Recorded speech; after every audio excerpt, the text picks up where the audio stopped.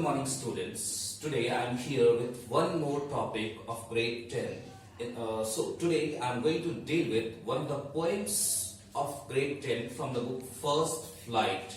This is the first poem from the book First Flight. The name of the poem is Dust of Snow. Yes, dear students, today we are going to study Dust of Snow, written by one of the renowned poets of English literature, that is Robert Frost.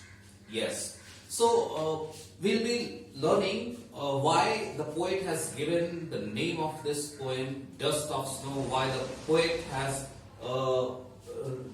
named the poem Dust of Snow. We'll be knowing about it through the text, but let me give you a hint that in this poem, poet has clarified the importance of the tiny particles of dust too that we generally undermine, that we generally avoid, that we generally ignore. The poet has shown through this poem that yes, dust particles can also have a great impact in the life of someone.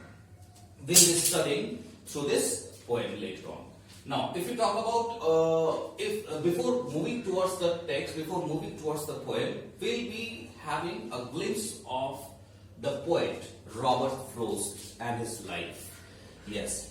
So, let me tell you something about the poet Robert Frost. Robert Frost was an American poet, poet and playwright. He was one of the renowned poets of English literature. He took birth on 26 March 1874 and died on 29 January 1963. In his long life, he has written multiple works, masterpiece works, because of which he became renowned throughout the world. If we talk about his poems and the language of his poems, then Robert Frost was a poet who used to deal in simple language, who used to write his poems in simple language but with deep meaning. As this poem also, if you talk about this poem, Dust of Snow, this is a very short poem, but the poem contains a very, very deep meaning. So it was the quality of Robert Frost. He, in his poems, we can see the very simple language, but the meaning is quite deep. The meaning, to understand the meaning, we have to go through the poem again and again. He was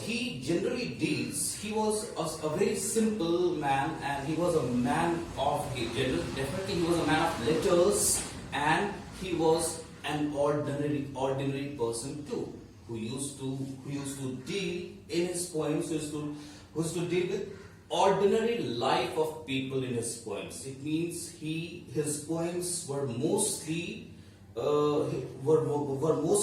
of ordinary life of the people. They usually depict the ordinary life, the rural life of the people.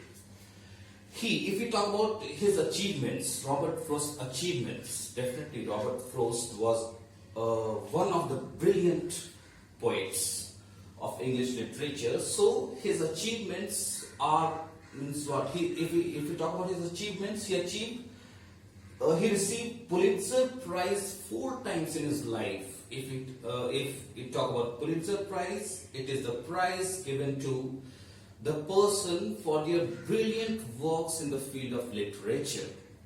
So Robert Frost was the person to receive 4 times Pulitzer Prize in 1924, in 1931, 1937, and in 1943. This was his brilliance, that he received 4 times this prize. Not only this, he was nominated 31 times for Nobel Prize for his extraordinary work in literature.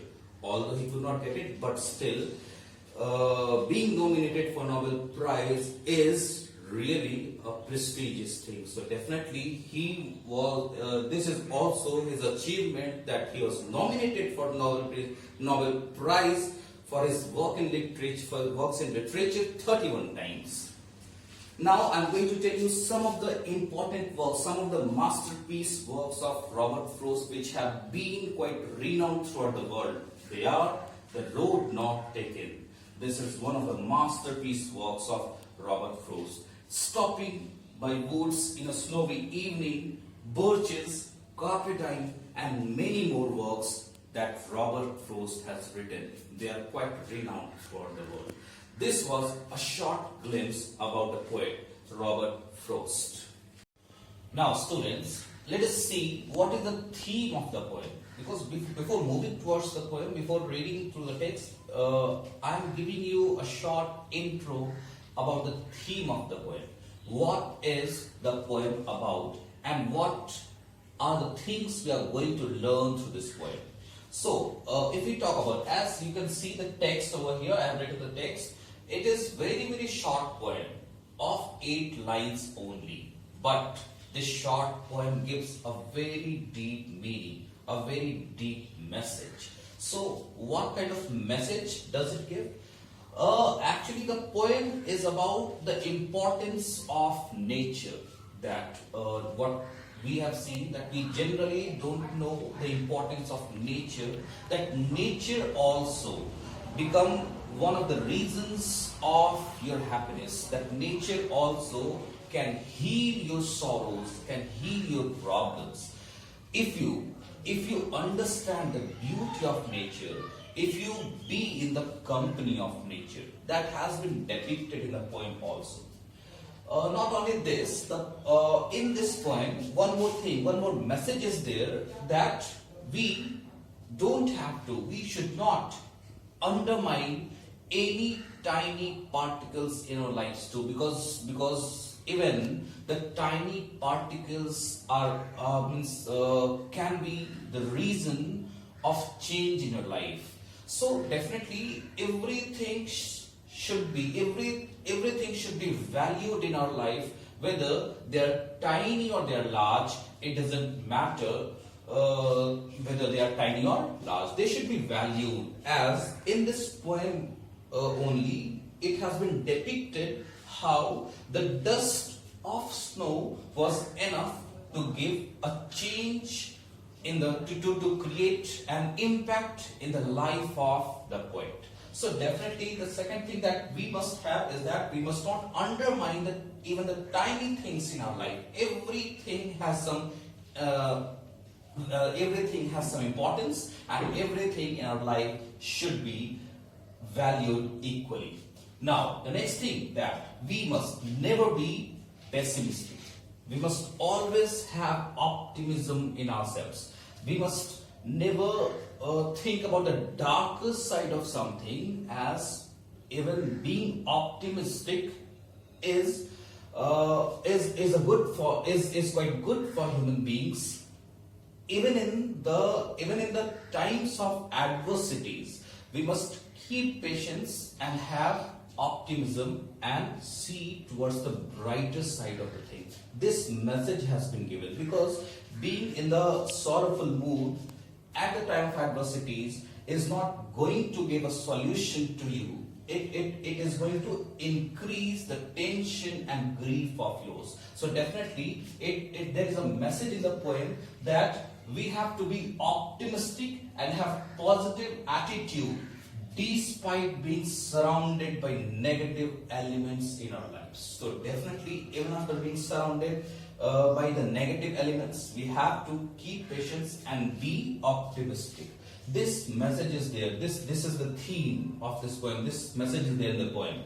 So these all things, and as I've already told you, that we should not undermine anybody. We should not undermine anything, whether it is tiny or large, because everything has some certain value in the life. So these all things we are going to see in this particular poem. Overall, the theme of the poem is that we have to be connected with the nature. We have to be in the company of the nature. We have to enjoy the beauty of the nature, because nature is enough to heal our problems. We have not to undermine the things, and we have to be optimistic with and deal with the problems with positive attitude. So this is what the theme of the poem. Now it's a time to move towards the poem. Now students, let us move towards the textual explanation of the poem. As we have already understood about the theme, and now we are going to have, and we have understood what is the poem about. Now it's a time to understand the poem line by line. Let us see the text. Actually, the poem is very short, as I told you earlier also. But this short poem gives an intense meaning. Let us see the text. This is of only 8 lines. This poem is of only 8 lines. The way out of it, the first stanza is, the way a crow shook down on me the dust of snow from a hemlock tree. These 4 lines are from the first stanza. Okay, before we know the meaning, let us have a look at the rhyme scheme of this particular poem. Rhyme scheme of this stanza. You know, just to see the rhyme scheme, we need to focus on the last word of a line. So the last word is crow, here it's me, here it's snow, and here it is tree. So, can we find a rhyme pattern somewhere? Yes. Crow is rhyming with snow. So let us give it the name A, and here me is rhyming with tree. Let us give this a name, name B. So here the rhyming pattern of the first stanza became A B A B. In this way, we came to know about the rhyme scheme of the first stanza, that is A B A B. Okay, the same we are going to have. Let us have a look at the second stanza too.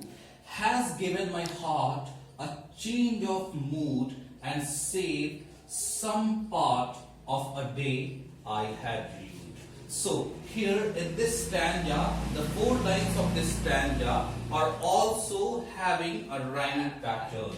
Here the word heart is rhyming with the word part, and the word mood is rhyming with the word rude. So let us give this heart and part name C, and mood and rude will be named as D. So the rhyming pattern of the second stanza became C D C D. And as I have already mentioned over here, the rhyme scheme of the entire poem, that is AB and CD.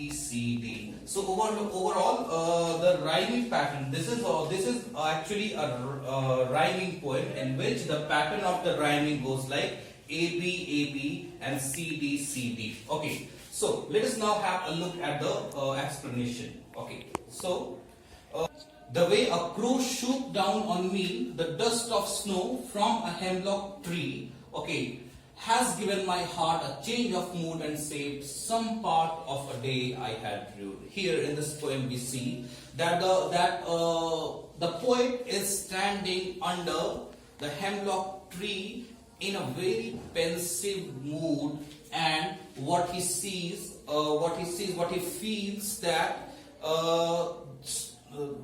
that snow dust of snow was shaken by the crow, and it fell on the poet, because of which his mood changed, and his mood transferred from a sorrowful mood to the happy mood. So this change of mood has taken place just because of falling of that dust of snow on the poet. And this has been described. This beautiful depiction has been the depiction of, we can say, of tiny particles of dust transferring the mood of poet has been given in this particular poem. Let us see how those tiny particles became the matter, became the reason of change of mood of the poet. How poet became happy from the sorrowful mood. The way a crow shook down. Here it is very important to note that crow, that the poet was surrounded with the negative elements.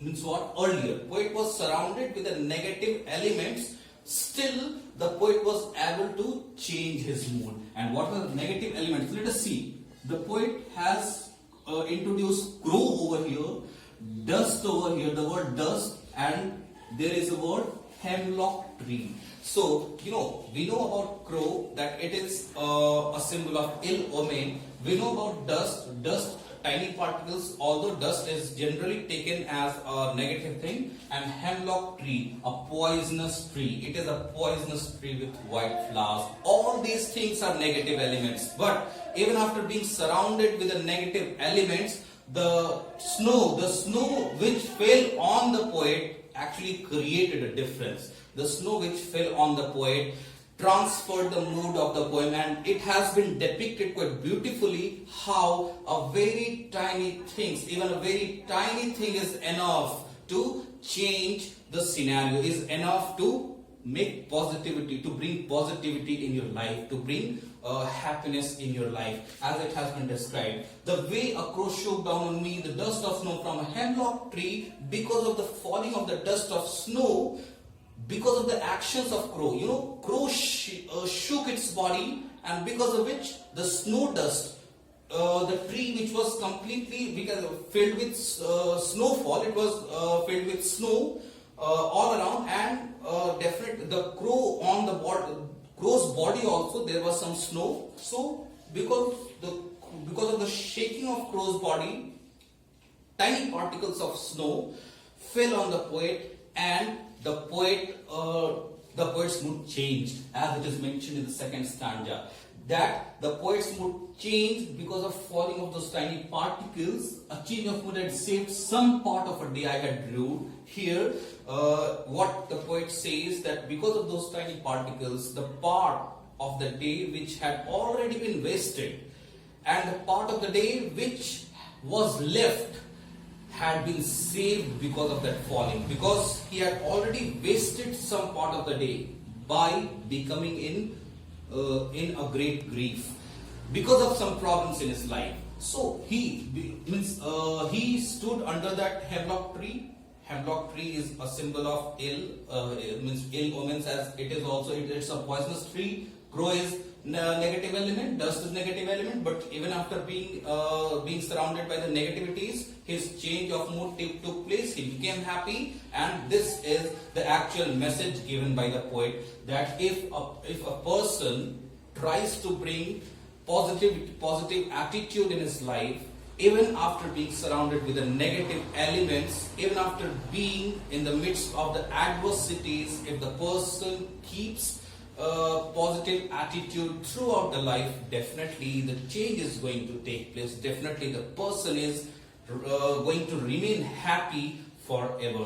This particular message has been given, as it took place in that particular poem also, that the poet earlier was in a very pensive and gloomy mood, but later on he became happy and saved the part of the day which was left. In this way only a person can save their entire life, means whichever part of the life which it is with them, they can save their entire life by adopting positive attitude in their lives. This is the message which had been given, which the poet has tried to convey to the readers. That's all about the explanation, students. As we have completed the explanation of the poem, and we came to know that the poem was short, but it was having a very intense meaning. Now let us see the literary devices that have been used in the poem. As we know very well that literary devices are those devices which beautify the language of the poem. It is used to beautify the language. So in the poems generally we can see in most of the poems we are able to find out the involvement of literary devices. Here also there are some literary devices which have been used. The very first thing, let us see about the language, or if we see about the language of the poem, what we see that the first line and the second line, the third line, fourth line, all the lines have been written in a continuous form without any pause, without any punctuation mark. And yes, students, when something is written and when ideas are quite correlated to each other, there is, we can say, one idea has carried forward to the next and on to the next. Such things happen. When such things happen in any poem, what we say is that there is the use of enjambment. This is called enjambment. The presence of enjambment is there because the continuation of ideas have taken place without any pause, without any punctuation mark. So we must note it down that there is a presence of enjambment in this poem because there is no punctuation mark and the continuation of idea is there. Let us move to the next one. Here what we see, as we have already discussed about the rhyme scheme of the poem, that is A, B, A, B, C, B, C, B. Here we have seen the crow rhyming with snow, me rhyming with tree. So that's why crow and snow were given the name A and me and tree were given the name B. So in this way the first stanza's rhyme scheme became A, B, A, B, and the same happens in the second stanza also, that there is there is a heart is rhyming with part and mood is rhyming with rude. So here C, D, C, D. Heart is given C, heart and part are given the name C, and mood and road are given the name D. So here it became C, D, C, D. So this is the rhyme scheme of the entire poem, A, B, A, B and C, D, C, D. Next literary device is alliteration. If we talk about alliteration, what we see that alliteration is a literary device in which we means what? In literary devices which actually is present in the poem. How? Because we can see that it gives yes, we can see the presence of two consonant sounds one after the other. Here the presence of two consonant sounds, we can say saved some and has heard. Here has heard, two consonant sounds H, H, consonant sounds are present. So here has heard expresses the use of alliteration and saved some also expresses the use of alliteration. So here the presence of alliteration is also there, saved some and has heard. Assonance. As we know, assonance, we might be knowing about assonance, that assonance is a literary device which expresses about the use of vowel sounds throughout the line of the same vowel sound throughout the line of a poem. So throughout the line of a poem, mean to say throughout a line, throughout a line of the poem. It means here we see shoot down on me. In this line, what we see O, O, O. It has been repeated in this particular line. Same vowel sound has been repeated. So that's why we can say that the presence of assonance is also there in the poem. These all are the important literary devices which have been present, which can be helpful to you while answering the question related to this topic. So in this way, we came to know about the poem Dust of